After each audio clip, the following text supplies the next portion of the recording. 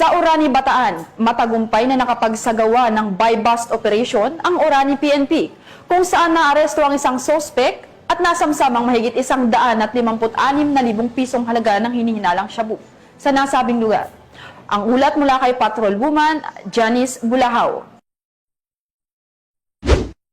Matagumpay na isinagawa ng mga tauhan ng Orani Municipal Police Station Drug Enforcement Unit ang isang buy-bust operation na nagresulta sa pagkakaaresto ng isang suspect at pagkakasamsam ng iligal na droga sa Barangay Bagong Paraiso, Orani, Bataan. Ayon kay Police Colonel Marites A. Salvadora, Provincial Director ng Bataan Police Provincial Office, pinangunahan ng Orani MPS sa ilalim ng pangangasiwa ni Police Major Patrick Carlo R. Balcanao, Chief of Police ng Orani, ang operasyon na isinagawa sa pakikipagtulungan ng PIDEA Regional Office 3. Naaresto ang 25 anyos na suspect matapos bentahan ng isang sachet ng hinihinalang shabu ang isang pulis na nagsisilbing posture buyer.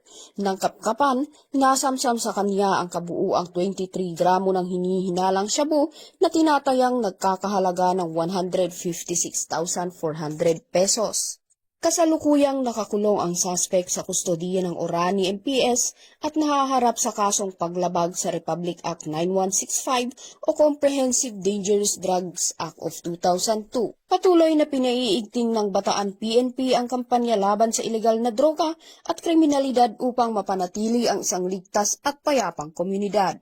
Mula dito sa Police Regional Office 3, ako ang inyong PNN Correspondent, Patrol Woman Janice Bulahaw. Alagad ng batas, tagataguyod ng balitang pulis.